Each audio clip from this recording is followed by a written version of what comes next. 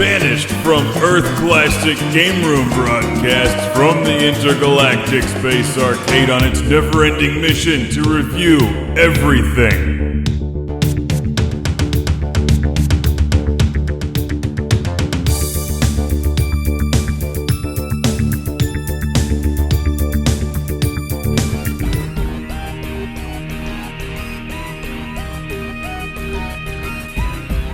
Welcome to that special classic game room time in your life for Amok, or Amok, where you play a knockoff Ed 209 that runs around underwater and shoots sharks with missiles. Enjoy. Any game that lets you shoot sharks with missiles and underwater goons with lasers can't be all bad, and Amok isn't all bad. It's not all good either, but for a 1996 release on the Saturn, it is pretty cool.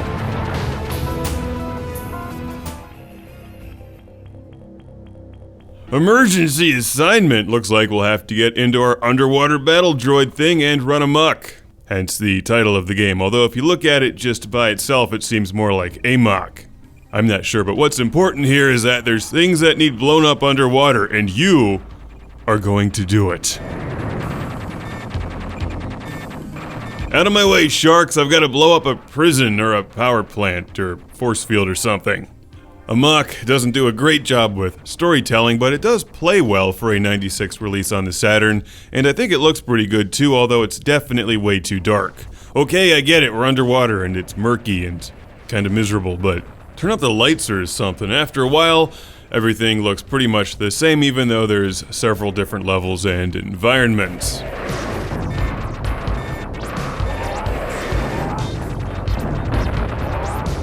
This would probably be considered a third-person shooter, and for a 1996 release, it's a pretty early game in that genre. It definitely takes some inspiration from Duke Nukem and Doom, and that's alright by me.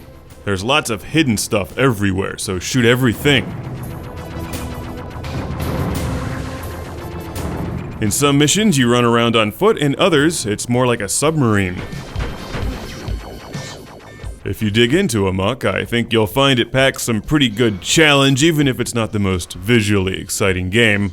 For what it's worth, it does play really well with the Sega Saturn controller, not always the case for games like this.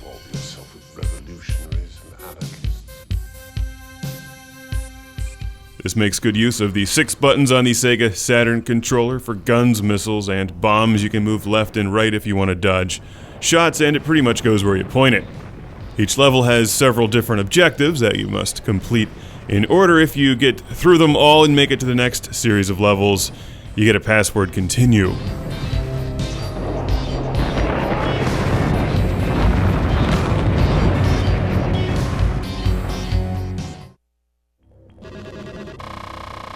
There you go. Now, 3 minutes into the review, I'm going to talk about the most memorable feature in Amok, which is obviously the music, which has that great mid-90s industrial style done by famous video game composer, hopefully I'm pronouncing his name right, Jesper Kyd, or Kyd, not sure how you pronounce that.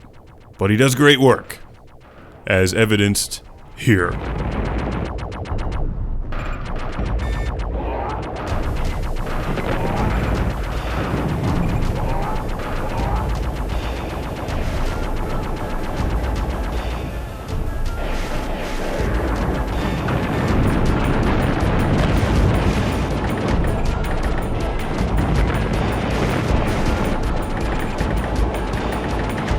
It definitely fits the dark dystopian futuristic style of the game, and while I don't think this is the most exciting Sega Saturn release, I gotta admit, it's pretty fun. And I'm pretty sure you can find Amok for next to nothing these days. It's not a game anybody ever talks about.